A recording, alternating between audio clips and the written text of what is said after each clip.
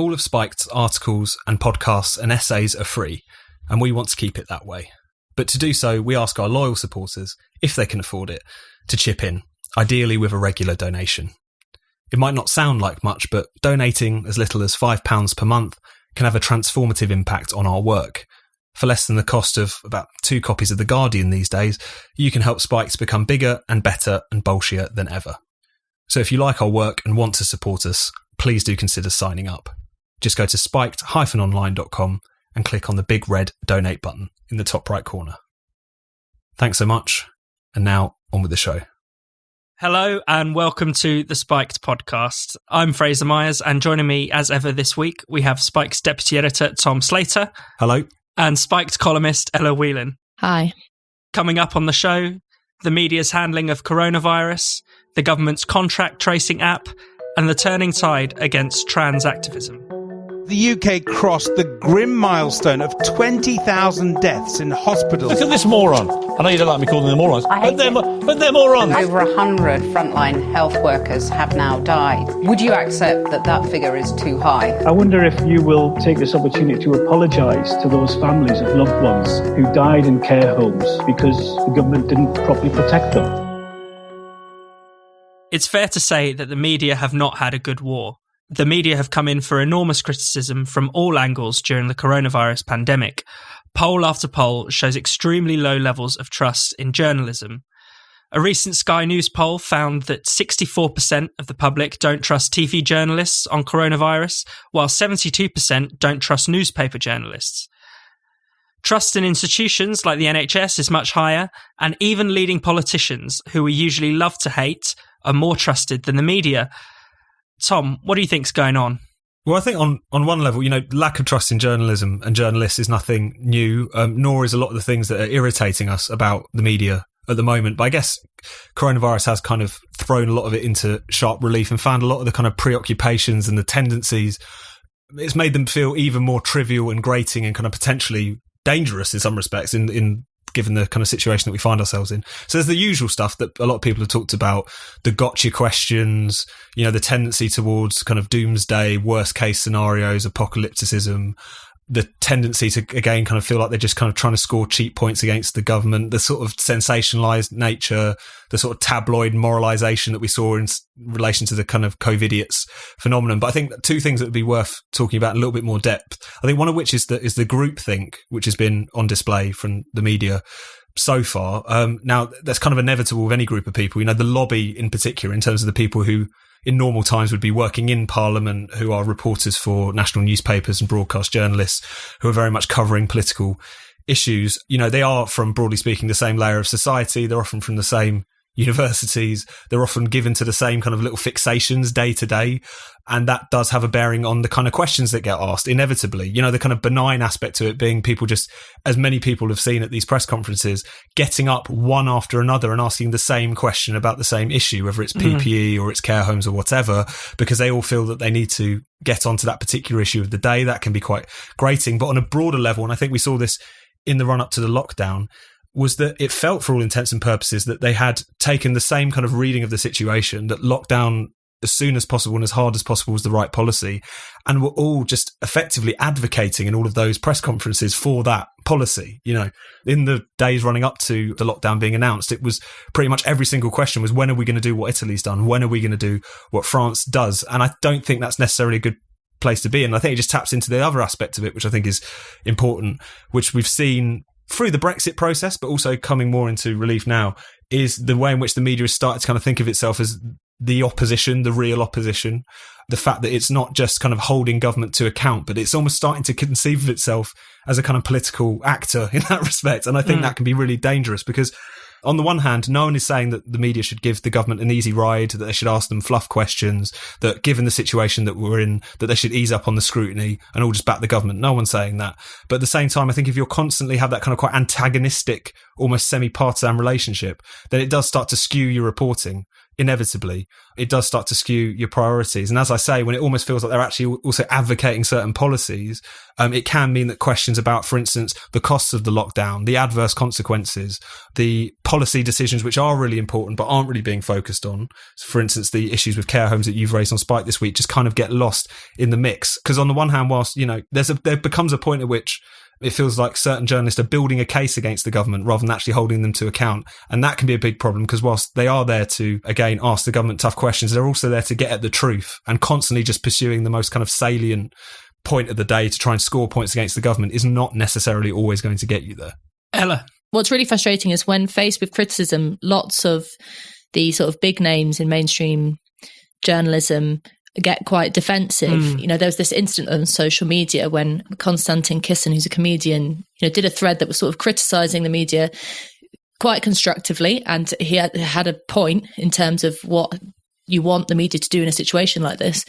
And it provoked sort of like several blogs, several retaliations, like this kind of big storm, and people were feeling very defensive about it. But the most annoying thing is that they play members of the, as it's called, mainstream media, sometimes disparagingly, do this really frustrating thing when on the one hand they say it's not our fault that we ask these salacious questions. We live in an era of 24-hour news, and our readers just want a headline, and it's your fault, the public, because you need to consume this very highly intellectual stuff that we give you very quickly, and so we have to dumb it down and repeat things and make everything a sort of semi-scandal. And then on the other hand, they say, but it's, of course, our job to hold the government to account, and we play a very central role in democracy. And, pick one side. The two are in conflict. You can't do both. And actually, the trends that's happened in politics recently has shown that the public is very intensely engaged in political discourse. I mean, the figures for the numbers of people who are watching these press conferences every day is 8 million plus. I mean, we're all tuning in. We're all reading the newspapers. We're all kind of hanging on every politician's every word. And you're in this very difficult position where essentially our only interaction with the government and with politicians at this point is through the media, and they just are not taking that responsibility seriously. And obviously at the background of all of this is it's necessary for a democracy to have a free press and a press that takes that responsibility of being a voice for the public and a means of questioning the government on behalf of the public. But I just don't buy this sort of idea that so many journalists are putting out now, that they're under pressure from, either sales of newspapers or the influx of the pressure on social media, that they have to turn into sort of soundbite journalists, because actually the public are a lot smarter than that. And more often than not, I think they're displaying a prejudice about what they think readers are, rather than actually answering what readers want. And the defensiveness, I think, is one of the most extraordinary things. Adam Bolton said that basically all criticism of the media was just pandering to populists. Lewis Goodall, from BBC Newsnight, said it was just a prejudice that the public didn't trust the media. And he did this while quote tweeting a poll which showed that less than half of all people trust the media. There's been a really strange focus on the word collapse, because some people have suggested trust in the media has collapsed. And so many journalists are trying to make a point that, oh no, people have always distrusted the media, therefore it's nothing new, as if that's something to be proud of. I mean, it's quite extraordinary. One of the other kind of tenets, similar to them trying to be the kind of new official opposition, is that they also, this is clearest, I suppose, with the BBC and some of the more kind of patrician papers. They also present themselves as a kind of media equivalent of the NHS, as Mick Hume put it in Spiked. There is a just kind of incredibly pompous attitude sometimes about how the media talk about the importance of their work and their particular lines of questioning, and how, they really do like to see themselves in the action much more than, really most of us don't want to hear about what journalists think. We want them to, relay the facts, give us some good analysis, but not kind of overly emote about every single statistic or news story. Tom, did you want to come in? No, I just think there's kind of two parts to this, as it strikes me. One of which is the relationship between the media and the government, which I think has become quite dysfunctional in many sorts of ways, and especially in this moment, seeing questions like from Channel 4 News and of course these press conferences saying, are you now going to apologise for all the people who have died in the care sector? And you think this kind of journalism, this kind of point scoring just feels so utterly irrelevant right now, and it's really not useful. The other thing is that the problem is not necessarily that we're saying they're going too kind of, hard on the government, is that they're just myopically obsessed with certain things, almost to the exclusion of other incredibly important things. And that's a real problem. So again, day to day, it could be the lockdown, it could be the question of PPE, it could be this, it could be that. But there are whole kind of questions. The economic issue has been completely sidelined in this discussion. The knock-on effects in relation to the lockdown, in relation to health, even in terms of cancer patients and people in care homes dying of non-COVID issues. All of this is there, but it's relegated to a kind of second-order issue, and I think that's a problem. The other thing, and you just touched on this, Fraser, is the relationship between the media and the public and the way they've now demonstrated what they feel that relationship is, which is one that is incredibly patrician. And I think that is something that also colours their coverage. There's a kind of sense, and you saw this pre-coronavirus as well, that, for instance, airing slightly more dissident or against the consensus views on, say, the epidemiology or on any of these issues is seen as something kind of a little bit dangerous. That's why you've not really seen much of it.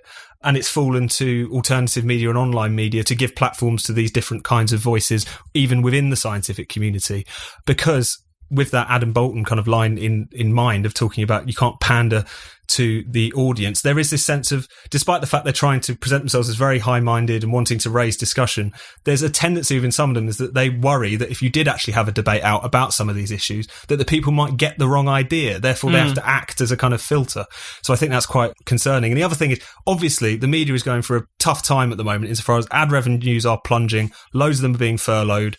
Obviously, there was a big issue with how the industry funds itself before all of this, and it is looking very likely that for a lot of these titles, coronavirus is going to be the thing that pushes it over a cliff. But at the same time, they do have to recognise that one thing, it's not irrelevant, and it's actually important for the media to make a case for itself to the public, that it answers some of those criticisms, that it looks a little bit more deeply at some of the things being said rather than just deflecting them, because otherwise they're not going to be able to make the case for why it is that they are so important as they are in a democracy and in a free country.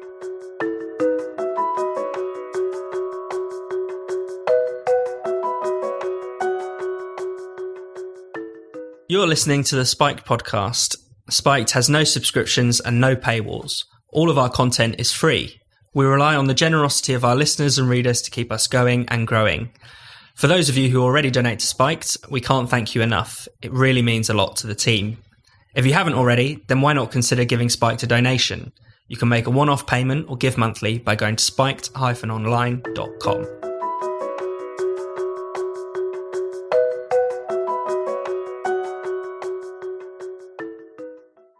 Millions of people will soon be asked to download an app to help limit the spread of coronavirus. The NHS says that its contract tracing app should be up and running within weeks. China, South Korea, Singapore, Israel and others have already been making use of apps in the fight against COVID-19. Meanwhile, Google and Apple have also worked together to produce an interface for COVID apps. Tamandra Harkness is joining us down the line to talk about these apps for this section.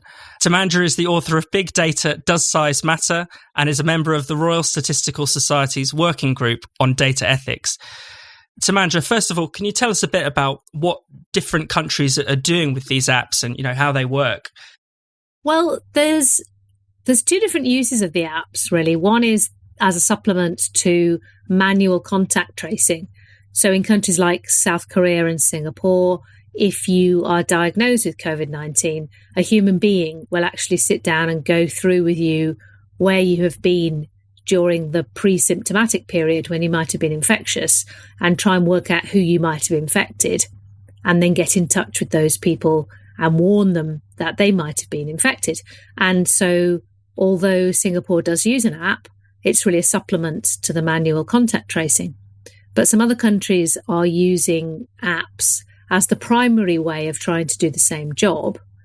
The idea being that it's very time consuming to have a human being. And also, you don't necessarily know who you've been in contact with. If you've been on a train or in a busy shop, you don't know the identities of all the people you've been near.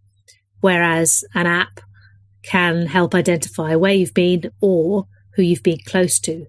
And those are the two main types of app. There's one that goes on location using GPS and your phone's records of how it's connected to the network. And that will basically say where you have been. So the app can help somebody identify what other phones have been in that same location at the same time, and maybe even alert the places and say, you've had somebody here who might be infectious, do a deep clean. And the other type is to use Bluetooth, which is a technology designed only to communicate with devices that are within a few meters of your phone. And so in a way that's ideal because that's proximity tracing. That's working at which phones have been near your phone and therefore which people might have been near you when you were in the infectious stage. And the idea of that is that your phone can upload the data about which devices it's been near, and those devices can then be warned that, again, they might have been near somebody infectious. Google and Apple have started working together in this regard. They're pushing for what they call less centralized versions of these apps. What does that mean? Well, basically, there's two different ways of using the Bluetooth. Both of them work in a similar way in that the devices running the app will exchange little codes, just saying, oh, here's a code that says I was here on this day, and anyone within broadcasting distance of me will pick up this code and store it. So each app, each phone, if you like, ends up with a little file of sent codes and received codes. And it's not immediately obvious which device has sent them. You can change them regularly, you can change them once a day or more often, so that it's not easy necessarily to identify a phone from a code, but you can make a record of which phones were near each other. This is how Singapore's app Trace Together works. And what happens is that all the codes get uploaded to a central database. So if you are diagnosed with COVID-19, then all your codes get logged in this database from the relevant time period as these codes might have been infectious. And then they match those up with other devices that received those codes to warn them that they might have been infected. But you can also do this in a decentralized way, which is what Google and Apple want to do, where all the codes stay on the user's phone until somebody is diagnosed as infectious, and then only those codes get uploaded. There's not necessarily identifying who the person is, but every other app user can just check in regularly with that database, but all the matching happens in the phone. So it's only the phone of the possibly infected person that knows that they might have been infected. The central database, so whoever's running the central database, in our case, NHSX, would not know who are these other phones that are possibly matched because all the matching happens in the phones. So that's a lot more anonymous. That means that nobody has the whole picture. Only the individual person who might have been infected knows that they might have been infected, and the central database doesn't know who those people are or necessarily even how many of them there are. Ella. Tamandra, I wanted to ask what the privacy implications are of this, because obviously it sounds like a brilliant piece of tech that if it can get us out of the lockdown, for example, faster, then you might think at this point I'll do anything. But by it building on, already the kind of concerns we have with the information that the government and tech companies hold on us, is there any justification to feeling perhaps a little bit conspiratorially that, this is an encroachment upon our freedom and, big data and all of that? Should we be worried? Well, it's quite a funny situation to be in where Google and Apple have apparently ganged up to defend our privacy against our own elected representatives. I mean, that's a very bizarre situation. Just shows what weird times we're living in. But in a way, that is what's happening, because Google and Apple have said we want to rewrite our operating systems to enable these apps to be used all over the world. But we want to make them work with the minimum amount of data being centralized. And you can see they might have very different reasons for doing that. But one of the better reasons is that however democratic or trustworthy your own government is, they don't necessarily have to have access to all this information. And when you think about it, you might go, oh, well, it doesn't say where I've been, so it doesn't matter. But it does say who you've been near.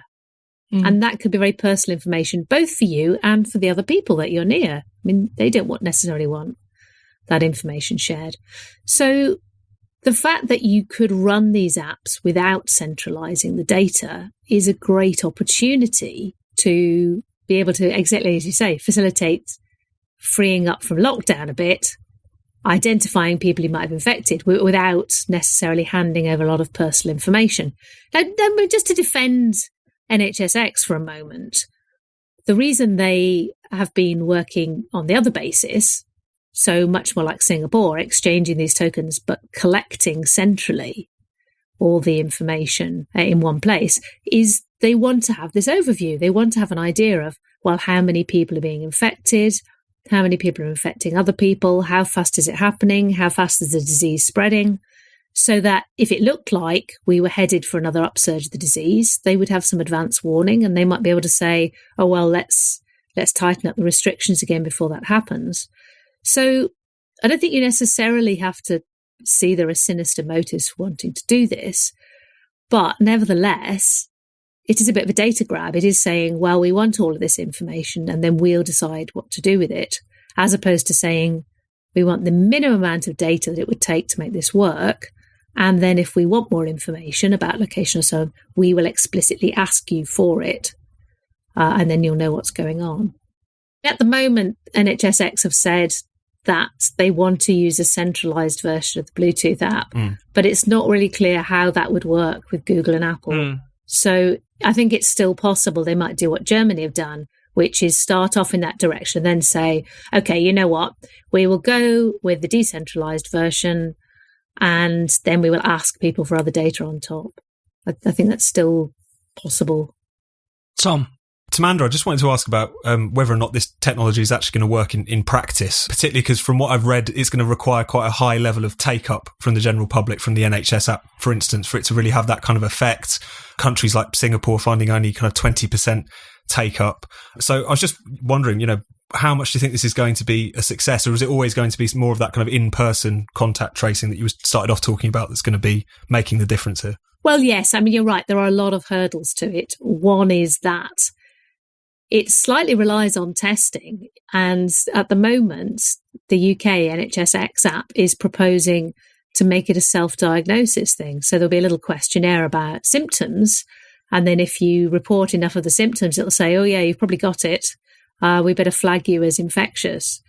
So that is quite rough and ready. I mean, that lays itself open to a hypochondriac saying, I've got a cough, so everyone who's been on a train with me is now going to be told to self-isolate, or a teenager who's been told to go back to school going, I don't want to go back to school, I'm going to report that I've got symptoms and the whole school will have to be closed down again. So it's very much about the context in which it's used.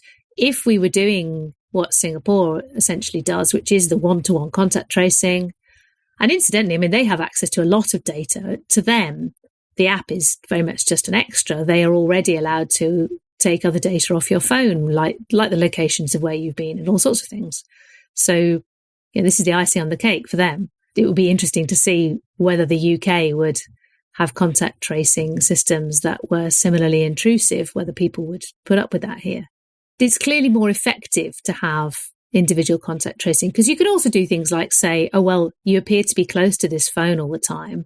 Oh, it's just your next door neighbour. So maybe it's picking up the fact that you're on opposite sides of a thin wall or something. And the other thing is, without the testing infrastructure, it's going to be very rough and ready. It's going to be very much on the basis of what we were doing before the lockdown, really, where people who went ill were asked to stay at home for 2 weeks, not necessarily even knowing whether they were ill. So you can see that an app would supplement that, but it's not on its own going to solve the problem. What it could do, though, if enough people take it up, and that's a big if, because not everybody has a smartphone, not everybody has a smartphone that runs on Bluetooth.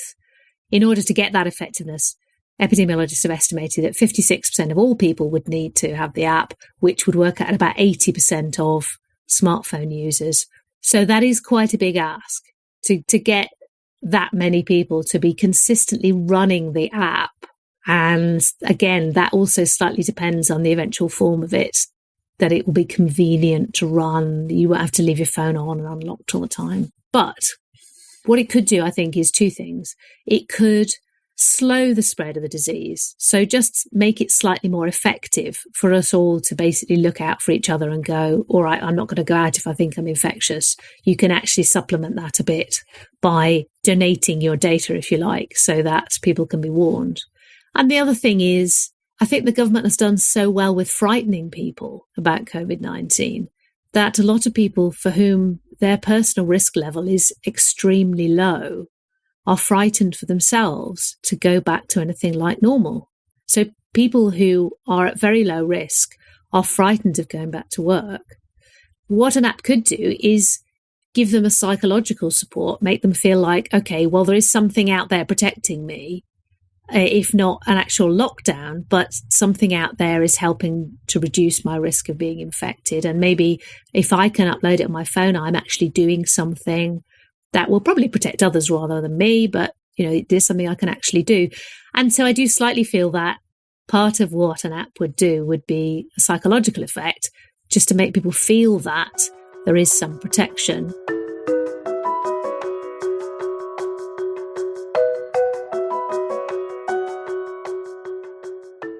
You're listening to the Spiked podcast. If you haven't already, don't forget to subscribe so you never miss an episode. You can subscribe to the podcast through iTunes, Google Play, Spotify, Stitcher, and more.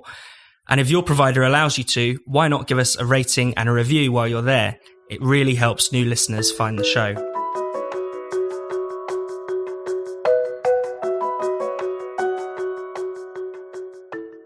Last week, Equality Secretary Liz Truss announced the government's long-awaited response to its consultation on the Gender Recognition Act.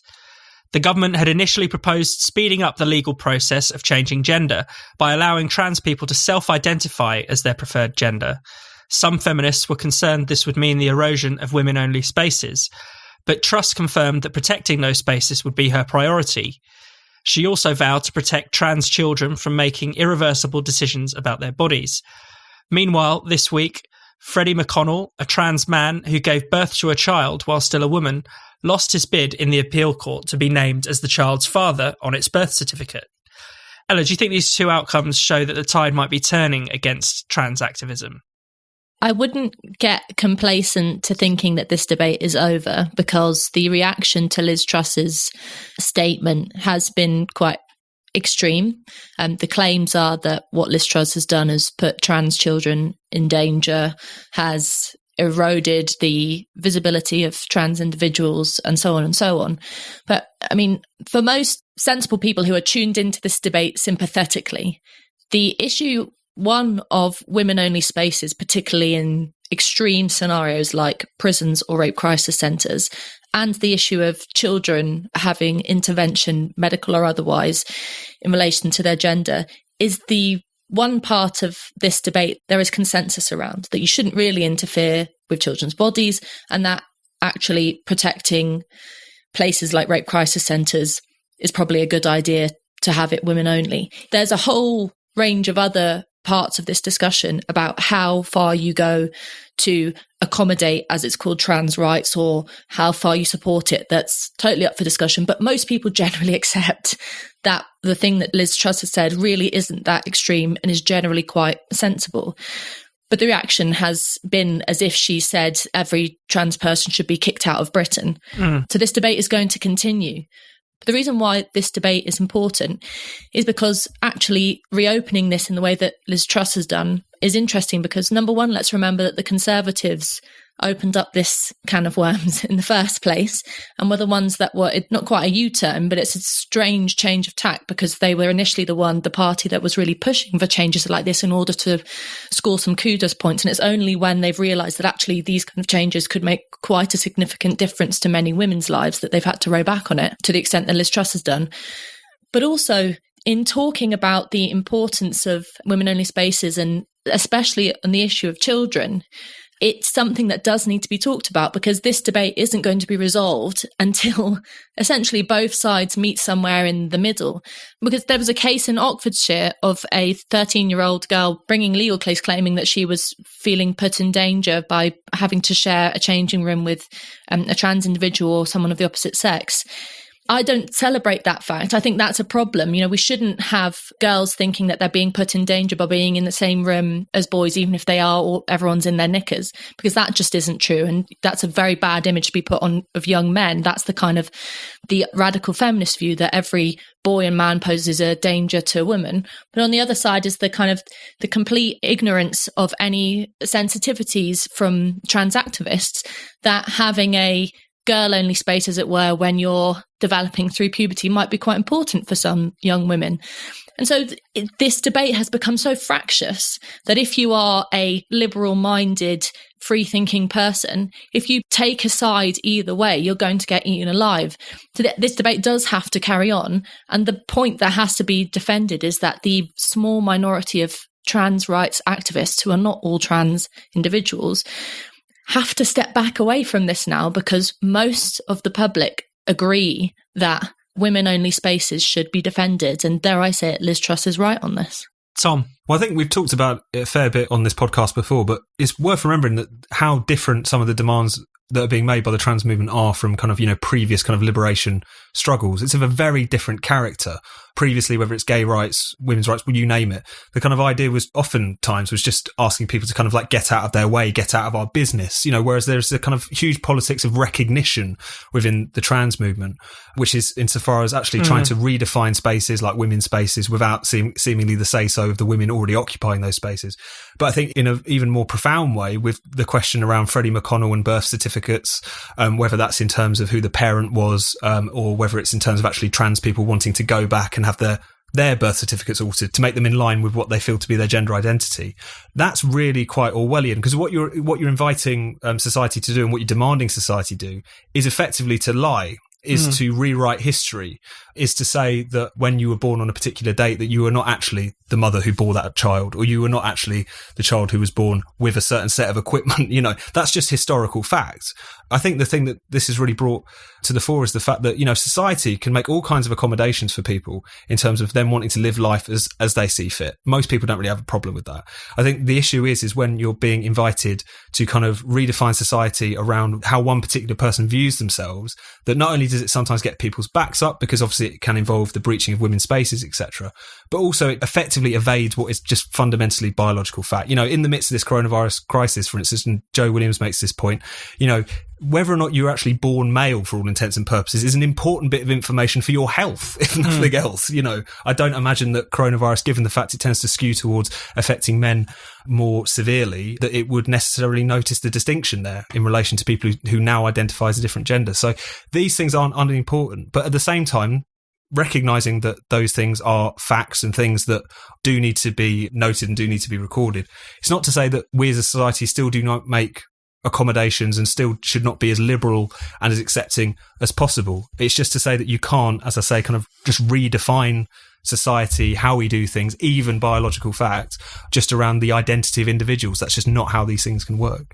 The other point is that, especially with the case of Freddie Mcconnell, is not to be extreme about it, but I'm worried about the erasure of women, and especially in relation to motherhood, changing that status, it is a status. Becoming a mother is something very significant in your life, is really quite wrong. And we've already got shifts in terms of many midwives are being counselled to talk about pregnant people instead of pregnant mothers, erasing that very important part of your route towards motherhood. There's BBC articles out at the moment talking about the devastating effect of coronavirus on trans individuals' access to medicine, which is of course a problem. No stories about the fact that coronavirus has completely wiped out fertility treatment for women, or even there wasn't that much fuss about the fact that abortion services were severely affected by the lockdown. So not to play oppression Olympics here, but you do get frustrated by the fact that there is so much discussion about this very small minority of activists, and what they're calling for will have implications for half the population of women. So let's get some perspective here. Let's deal with the real issues where trans people are being discriminated against. We should all stand up against that injustice, and I think most decent people will, but that doesn't mean, essentially at this point now, it feels like erasing women's right to define themselves and define how they organise their lives because of the, at this point, caterwauling of a small minority of people, mainly on social media.